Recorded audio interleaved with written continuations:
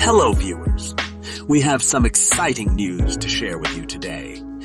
At the recent Shanghai Auto Show, Hyundai unveiled their latest compact crossover named Mufasa. As a blogger, I'm thrilled to tell you all about this impressive new vehicle. Mufasa is the replacement for the Hyundai X35, a local Chinese SUV. It sits between the X25, also known as Creta, and Tucson models. Interestingly, Mufasa shares a platform with the current Tucson but does not have an all-wheel drive option, since Chinese consumers are not fond of paying extra for that feature. Mufasa's design is quite striking, with vertical headlights, a toothy radiator grille, and a closed-loop rear light contour.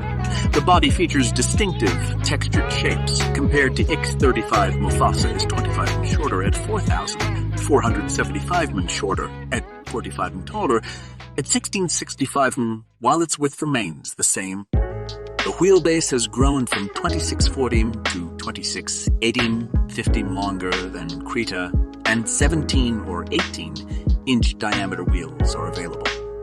Inside, the familiar dual-screen panel, 12.4 inches each, is present, but it's integrated into the front panel rather than a tablet. The microclimate control unit is touch-sensitive, and the transmission selector is non-fixed. There are some unusual design choices, such as a two-tone interior where dark gray front door cards and driver's seat combine with white seats and rear door cards of the same color. They even have storage niches, and the window lifter button is vertically located on the door trim. Additionally, a lid has appeared over the glove compartment. Mufasa's equipment includes leather seat upholstery, a panoramic roof, adaptive cruise control, and an electromechanical parking brake. However, the climate control is single, zone, and only the driver's seat has an electric drive. Mufasa debuted with a single 2-liter naturally aspirated QJ engine from the new family, with distributed injection and 161 horsepower and 193 Nm of torque. It pairs with a classic 6-speed automatic transmission. In the future, a hybrid variant will become available. The drive is front-wheel.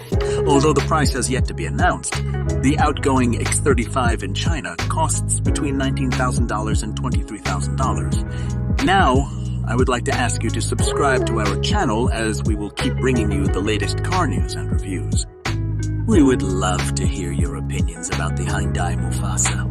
Are you fond of its design, or do you prefer the new style with the thin lead strip? Share your thoughts with us in the comments.